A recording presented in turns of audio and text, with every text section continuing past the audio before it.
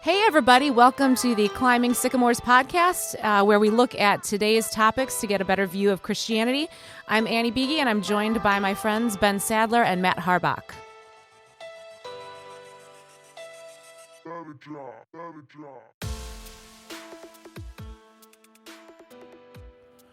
Hi. Hello, everyone. Hello. We thought we would begin as people are going back to school, and since we're just such wise sages that we could give advice, because people love getting advice, right? I have found when I talk to people that they love when I tell them what to do and how they should be acting or thinking. No, that's wrong. They never tell me to stop, and they always thank me later. I think. That's Well, good. then why don't you enlighten us then with your back to school tips and tricks? Yeah, since we're going back to school, we thought we'd talk about maybe some ideas that maybe could be helpful and maybe not. So let's begin with that. I just saw a movie, and in the movie it was like these teenagers all going to a high school, and this girl, she was not doing well, so she went and started talking to her different teachers and was like, "Hey, I'm sorry, my grade hasn't been this way or has been good enough." So, and she was giving all these excuses, and she's like, "Oh, I just got broken up with, and I had this bad thing in the family," right? And she's giving these excuses, and she's trying to get a better grade. And then I just watched another movie where this other girl comes up to her teacher after class, and the teacher's like, "Oh, I noticed, you usually do so well on these projects, but you didn't do well." And she's like, "Oh, I've just been going through this." I'm like, this is so inaccurate. That's not how it works. It's not how that works at all. Okay. These students going up to the teacher being like, "Oh, I'm sorry I haven't gotten such a good grade. Is there anything I can do to make it up to you?" I'm just like, do better. I have had a couple students ask me it seems to me transparent that you waited until the end of the year and you didn't like the letter with the little minus sign after it, and now you're asking me if you can do more work to get your grade up. It's like, well, no, because that's more work for me. Now I got to come up with an assignment for you, and then I have to grade that. Do they come to you and say, "But I just had a breakup," and are you like robot? Well, and you're no, they know that I don't care about that. Yeah, right. Which right. I think, that's why the movies, I think, are very, they're misportraying. They're trying to give us an emotional connection there. That doesn't exist. Teachers have way too much to do. We don't care. That's just you, I think. Yeah, you don't think some teachers like their students or care about them? I like my students and I care about them, but I am not interested in digging into your personal life. Yeah. Do you give them clear expectations? Sometimes. That they know what they're supposed to do? There's usually some guidelines, but I never give really, really specific things just because of the nature of the subject I have. It's like, hey, make sure you think about this and do this in a way that makes sense according to these guiding principles, but it's not something where you can check boxes all the time, So I'm in the process of taking this master's program right now, and school this time around is so much different because I care so much, and this is expensive, and so the biggest thing that I found to be I'm sure my teachers did this, I just didn't care, is they gave me clear expectations. This is what you have to do. You just do what they say you're supposed to do, and it's going to work out. And it just takes time. And the best teachers, I've had teachers already in this program that it's harder to understand what exactly they want. And so you're struggling to figure out what exactly do you want me to be doing. But the teachers who give you clear direction take advantage of that and just do that. Even if it's hard, you know what they want. Find out what it means to cross the line, what would it look like to win in this class, and then just get that thing done. Yeah. So I wish I would have. So here's my advice. I wish when I was in high school, I would have just been a lot clear on what specifically do I have to do to get the grade in this class, and just focus on that. I should have skipped more in high school. Man, I was a really good kid. I went to all the classes, and I took the hard classes and stuff like that. I mean, how boring is that?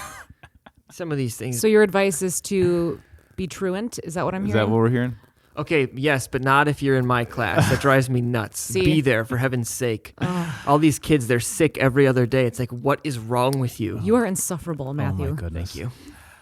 I think one thing I would say to parents or at least so I'm trying to tell myself, be as involved as you can in what, pay attention to where your kids are at emotionally and, what's going on in their life. But it's hard. I mean, I think give yourself a break, because I don't know. Can you keep up with everything? No, I'm the wrong person to ask. I don't read the newsletters. I don't do the homeworks. I have no idea. I'll be completely honest. You're teaching your kids self-reliance. Efficacy. And efficacy, yeah. You should, though. I don't feel like my parents, like, they would be like, oh, anything new happening, but it wasn't like they were always. No, I mean, their grades are good. I have no reason to be, harping on anybody. They don't want that. Teenage boys do not want their mom being like, oh, did you have fun at school today? I do say that, but well, they I'm not doing, I'm not checking the full, like, especially with having a grade school or two. Like, they've really not come home with like much homework at all. And school has been easy for my children. So I don't have to sit with them at the dinner table for hours, helping them through whatever, so, and Great pretty advice. hands off. Yeah, just hands off. They gotta learn how to do it on their own. Right, They're but like be involved. teenagers. But be involved in the in the school, and you can take volunteer opportunities for the sporting events and the this. When you can do it, because I think it's announce important. for soccer. Yeah, which I got to do it tonight. I got to come up with a So I was thinking maybe a Jimmy Buffett quote or something. That's so funny. Mm-hmm. My favorite part of parenting, and maybe this is just a personal thing, I love when the light bulb goes on and they realize they can do some things, and they're starting to figure out like what they're good at, what they like, and to watch them get passionate about something in their life. And, that's my favorite part about parenting. It's who they are as people. Yeah. Yeah. And I think when it comes to school, there's some classes, and maybe this is bad advice, but this is kind of we tell our kids, like, some of these classes just got to finish the work. Yeah. Like, you're not, you probably aren't going to be a mathematician. Right. That's okay. But you still have to do it. Just get this done. And then these other classes that you really like and you're good at, get an A+ in there. Go nuts. Get as far as you can in that. And then the ones that you really struggle with, just get by, get through it. And then when you see them kind of like, the whole part of this whole process is to figure out who you are, how you're designed, and what you can excel at, and then just go do that. Yeah. That's good. That's a good piece of advice. Hone in on your gifts. Learn about yourself. Yeah. Yeah, it's good. And maybe don't like freak out about the fact that you're not good at everything. Yeah, I think that's a bad advice that we give people, is that if you put your mind to it, you can do anything. You can't. Yeah. We have certain skills and gifts, and we have to hone in on those. And, I'm never going to be a carpenter. I'm not. I could try for the rest of my life, and it's not going to happen. And so don't beat yourself up about that. Figure out who you are and enjoy those things that you can do. And, there are some things that you don't like doing, but you still have to do. You still have to pay your bills or whatever it is that you don't like to do. You still have to do that math homework, but just get it done. And don't beat yourself up about it if you can't figure it out. If you need to get a tutor to but I think what we do wrong on is if we say, you're getting an F in English, so we're going to put all of our effort into English no, just get that up to a reasonable grade. Don't beat yourself up about it, and then excel at the areas that you really can. So that's my advice. It's good. It is hard though, going back to school. I miss the summer already. The summer's good. It's good to get back though. They have to learn, they have to grow, they have to get out of the house. Anything more on that? Sage advice from the wise? Probably disregard most of what I said. Yeah. Hands off. Yeah. It is the kids have to do it on their own. All right. So there was an article in the Gospel Coalition website that I thought was interesting, and it was called "The 5 Misconceptions About Dechurching in America." And, we've talked about this before, but we are going through a radical shift. Like, all the statistics look like a cliff. Like our country is falling off a cliff when it comes to, spirituality and attending religious services. Back in the 80s, you would have a very high percentage of people connected to a church, and now it's down, we're talking very low percentage. And you just think about your own neighborhood, wherever you live. If you would get up on a Sunday morning and look down your block both ways, how many of your neighbors are getting up and going to church? The streets are very Yeah. bare, I think. You Right. know? Yeah. So that it's different. And there's all sorts of different reasons about, we've talked on here about, sometimes when the church gets too intertwined with politics, or at least perceived to be intertwined with politics. We've talked about people, the abuse scandals and things like that. But this article brought up statistics that are showing some other reasons.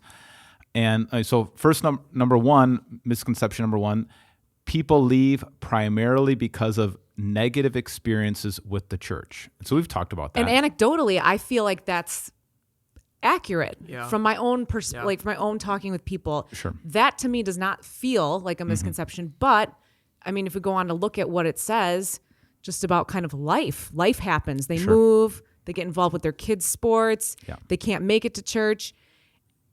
To me, that wouldn't have even occurred to me. Yeah. So I think what happens is maybe we hear people are more vocal if they had a bad experience Sure. and they're hurt and but if you just think of like a whole slew of people, I can think of a mass exodus of people who just, sports starts getting scheduled at 8 a.m. on Sunday morning, or, we have more options to go to a cabin, or people have more kind of,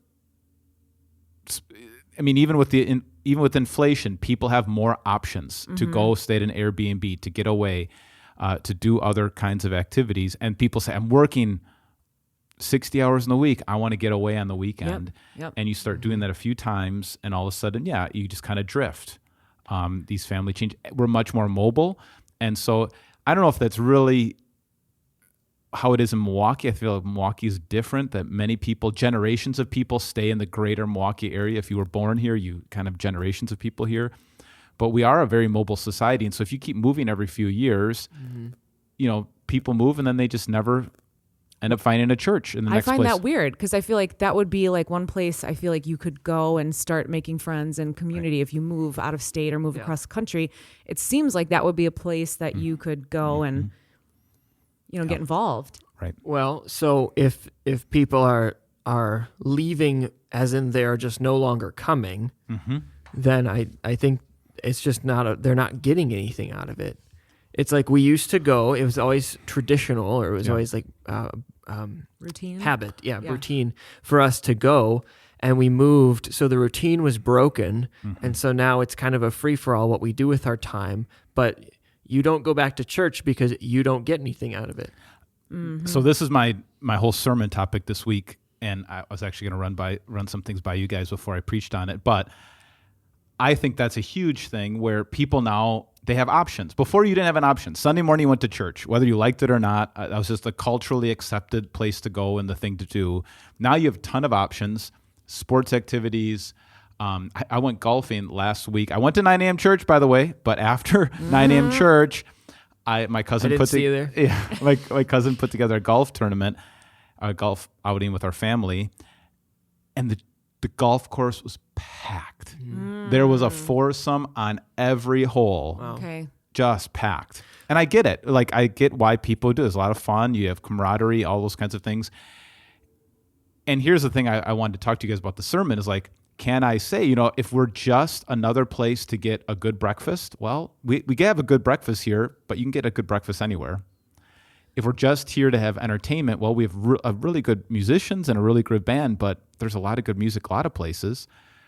We have okay preaching, but you can hear that anywhere. You TED Talk, and so there has to be something of deeper value. You getting something out of it, and Peter, he says that there's a beggar who wants something from him. He says, "I don't have any silver or gold. I don't have the things that you want, but I have Jesus." And that's what you really need. And when you turn to him, he talks about, times of refreshing will come. You'll have peace. And I think we have to emphasize that what we're really offering is not just another place for food, not just another place for entertainment. We're not trying to compete with the soccer game. We're not trying to compete with the local restaurant, we want to let you know that what we're offering here is something deeper, peace. So I don't know. What do you guys think about that? I think so too. And I think community and relationships and being with other people. Yeah. And I think that's why, we have all the options that we have at Victory, like the live stream and the on-demand stuff. And I think that's important because, you look at, if you say people move or they have sporting events or whatever. Well, no, you can find something that works for you. Sure. So I think it's important to continue doing that. But yeah, I agree.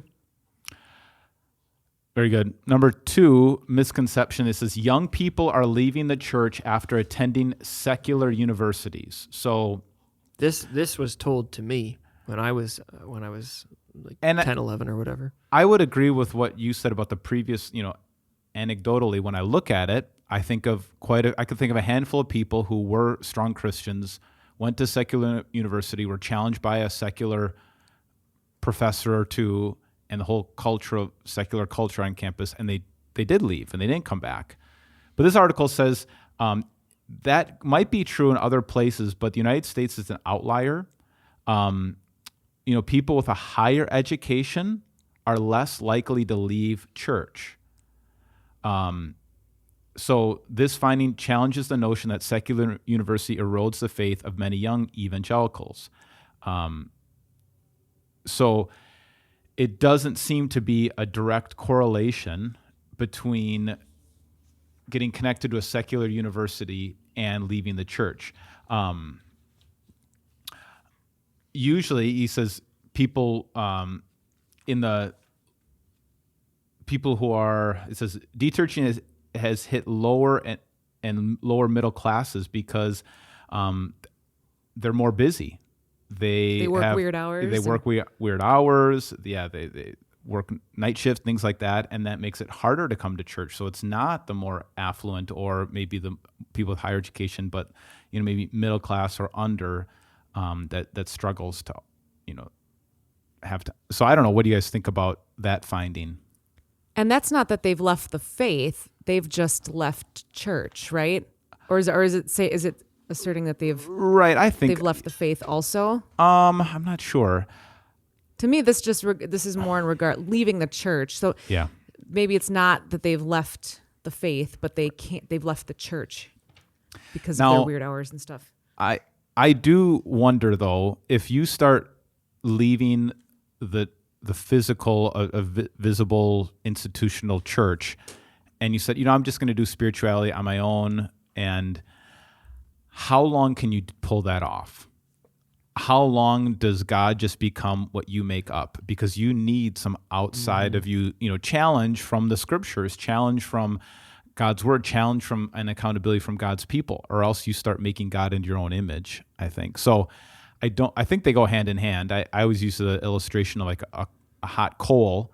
When you put it in like a group and on your grill, they warm each other up, but that hot coal falls away and it eventually will cool down. I think that's what happens. I'm trying to think of biblical examples of like lone wolf Christianity or whatever you want to call it.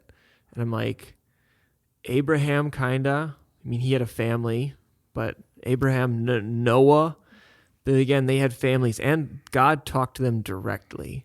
Yeah, or even Elijah. And it was never ideal. They were alone because there was no option. Right. They were holding on to the faith because that's all they had. And I think a lot of times, leaving the group of people that are believers because you want to do your own thing, that's a whole different mentality. Yeah. You have the option. Yeah. I guess I agree with that. All three of those people would have probably benefited from some more Christian friends around them. So again, this article is saying, we maybe need to stop thinking that it's only bad experiences that people have. It's only secular universities that are taking people away from the faith. Being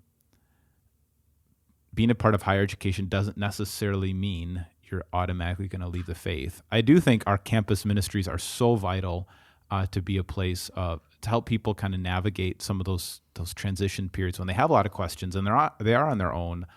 So I think that's really important. I feel like it's almost scarier this way because if you can like point to a couple of reasons, then you can like target those reasons and say, okay, well, if people have been burned, we're going to make sure we reach out to those people in a specific way. Or if people are struggling with their college professors, for example, well, we're going to create resources for them so they don't feel like they're lost and alone. But if it's something where like people just stopped coming, they don't have time or priority. Yeah. It's like, what do you do? Right. I think that's kind of what I'm saying.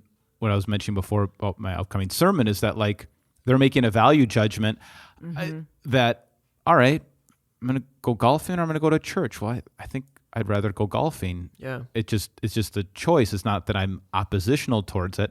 I think another thing, more medieval Christianity and culture was very aware of the afterlife. I think some of that was low lifespan, less confidence, and they're going to live to their 80 or 90, more like 40. And then the reality that was put out there in the culture, the surrounding culture, of a reality of eternal judgment.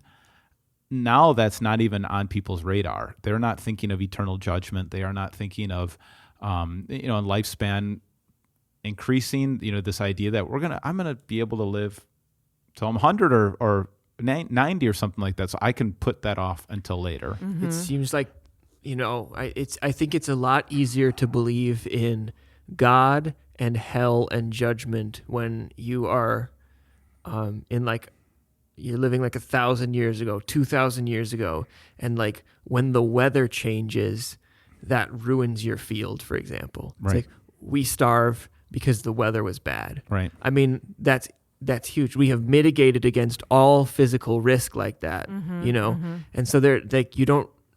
When someone says like you can go to hell, you be like, oh my gosh, like I know what that is. Like I've been through a level of suffering every day of my life, and nowadays we do everything we can to mitigate against all suffering. Yeah. Right. All suffering, all inconvenience. And so someone's like, oh, you're going to die, you're going to go to this terrible place. You're like, no, I'm not. I have healthcare. Yeah, I think there is that kind of, we live such comfortable lives, we can't think of, we don't think about judgment in general, and we've kind of explained that away. That's not necessarily completely new. Jesus did talk about people who thought, people who said, Jesus, we knew you, we talked about you, we prayed to you, and Jesus is going to say, I never knew you. So people who are nominally Christian or nominally followers of Jesus and yet haven't thought of the eternal ramifications. Misconception number 3, people leave the church because they left the faith. So this kind of gets back to what you were saying, Annie. Can you be a part of a church and not part of, not part of a church, but still Christian? So they said here, belief among the D-Church vary widely. Among D-Church evangelicals, roughly 5 million out of the 10 million surveyed still confess Christian faith in conformity with the Nicene Creed, kind of the standard of what it means to be a Christian. Our machine learning algorithm identified several profiles of D-Church people. I think this was 95% of the group we call D-Church mainstream evangelicals. They just simply got out of the habit of going to church during COVID. 97% of ex-evangelicals are those who have permanently and purposely exited evangelicalism. They still agree that Jesus is the Son of God. So while they've left the church, clearly they've not left the orthodox, like an orthodox confession. Somehow mainstream evangelical dropouts registered a higher orthodoxy score and view of Jesus than evangelicals who still attend church. So that kind of, that's going against kind of what I was saying, that you can, I still really, I guess maybe that's anecdotally, just thinking about people who've left organized religion. It's hard, I think, to hold on to some of those deep pillars of your faith if you're not around people and being challenged. Well, I feel like it's almost, like this point to me is like when people will say like, oh, what faith are you? And they'll be like, oh, well, we're Christians, not like I'm Christian, but it's like our family is Christians because we've lived here for however many generations, and like we've all been baptized by the same person at the same church, and we got married at that church. but do you go to that church? No. Or Do any you church, actually yeah. serve at that church or give money to the church or do anything Or pray resembling even. Right. I worshiping? mean, like anything. Yeah. But you can still say like, oh, we're Protestants in our family or we're Catholics in our family. Right. Because once a year we go to Christmas. Once a year we go to Easter. That's where we get married. That's where we have our We funerals. say our Hail Marys. Right. Yeah. Yeah. I mean, I would back. I could see in line with this. There are some people who've left the Christian church intentionally, whether it was a bad experience or they didn't agree with something or they just felt like the worship was superficial or whatever reason they've decided. Can think about a couple people who said that, and they're still so intensely Christian. They left because they're still Christian. They left because these things are deeply important to them, and they didn't feel like what they were seeing at their church was real Christianity. They didn't really feel like it lined up with they didn't believe that the Christian church believed what Christ said, basically. There's a new book out by Russell Moore, and that's kind of one of the things he makes. Is the book is called Losing Our Religion, and he talks about how many young people, it's not that they stop believing in Jesus, they just wonder if the church does. They wonder if the organized church actually is following. So I think that can be true, where some people, I mean, you talk about this before, Annie, like some of your friends are intensely interested in spiritual conversations, but they have no time for superficial faith or superficial conversations or not challenging some of these. And I think that's what can happen sometimes in the church, is that we all assume we all believe this. We don't have any kind of challenging conversations. We don't actually put our faith into practice. And there are some people who leave the church because of that. Yeah. So some people have left the church. It doesn't mean they've necessarily left the faith. I think that can be true. I just think you still should find a group. You still should find somebody who will hold you accountable. All right. Misconception number 4, the people leaving are primarily on the secular left. So we've talked about politics and religion, but here it says the earliest to de-church in the late 1980s to mid-1990s were more left-leaning politically. But by 2023, evangelicals are de-churching at almost twice the pace on the right political flank than they are on the left. Admittedly, there are fewer de-churching from secular left because many of those people have already left the church.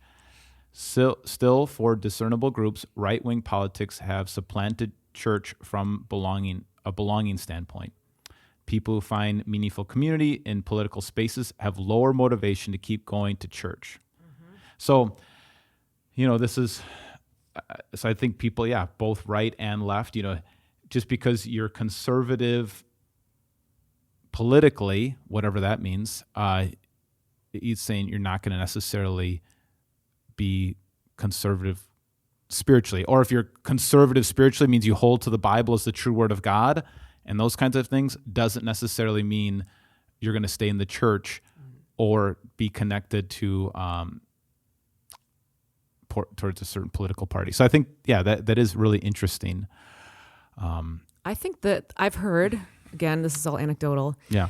But the secular left, if we think about some of the ideology behind that, like radical social movements and just social justice and, helping out marginalized communities, I've heard that that's, like closer aligned to the work of Jesus Christ, because this does not, this misconception does not surprise me a ton.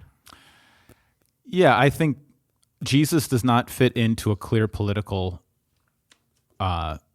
party. I think what people might push back on is forced socialism, like forced giving to the government and letting the government give out money. It doesn't sound like what Jesus was proposing in the New Testament church. And yet, so maybe the people on the political right would maybe champion, marriage and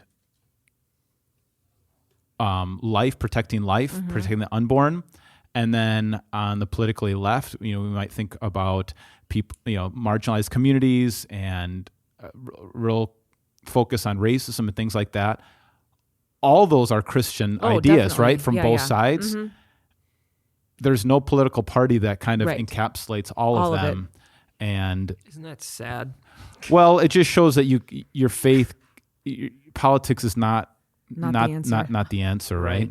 And how we're, but not just that, but how we're willing to like demonize those things.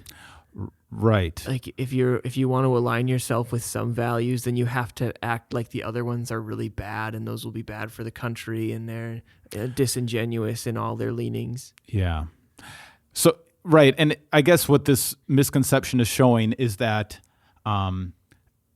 political people, it's all the politically left who have left the church, and all the politically right are sticking in the church. And that's not necessarily true. Mm-hmm. People who are on the right have kind of, some of them have traded in their faith for their politics. Mm-hmm. And so they're so focused on their political agendas that they've left the church too. So it's not a political problem necessarily. Mm-hmm. And then the last misconception, they aren't willing to come back. And so they talked about that's a relief. Yeah, right? That people are willing to come back. And I think we are going to kind of see a resurgence of people who, you're still going to have these existential questions like, who am I? How did I get here? What's my purpose? Even if you don't necessarily believe in a final judgment, you still have those questions, and the law is written on our hearts. And so it is really important to keep an eye open for people, to see people and not just discount them like, oh, they were Christians, they're no longer Christians, they don't want anything to do with Christianity. Continue to be open to people in your life and be willing to share your faith and your values with them. Wait for them to struggle and not be at peace, and then recognize that what we are offering people is peace in Christ, and be ready to live that out. And so, yeah, that's great that people are still willing to come back, and they're looking for a genuine follower of Jesus. That's what they're looking for. Mm-hmm. What do you think, Matt? Yeah, I guess I've never really heard that one as a misconception. It's like, or maybe just assumed it, like, oh, if people are leaving, then it's because they don't want to come back. But yeah, I guess I take that as very optimistic. So yeah, so it talks about how the reasons why they're willing to come back vary from group to group, but on the whole, people are looking for two things: healthy relationships and a local church that actively demonstrates how the gospel is true, good, and beautiful. Those two factors are almost entirely within our control. Church leaders can grow in their ability to exercise relational wisdom and build healthy communities. Our local churches can grow institutionally to be bolder and clear with our doctrine, religious affection, and cultural engagement. So I do think at Victory we are trying to do those things. We can always continue to do them better, but our focus on community, our desire to speak the truth as boldly as we can, and then I hope in engaging our community. That's something that Pastor Bill's really good at, and many of you guys are great at. Finding real, tangible ways to engage in the community. Hopefully, that will get on people's radar. That there is something more to life than just this existence right here and right now. So. Interesting article. Yeah. It was good. Thank you for the time. Yeah. Send those kids back to school. Yep. Right? All right. In the words of Jimmy Buffett. What do you got? I thought you have a send-off for us. Again and margaritas. All right.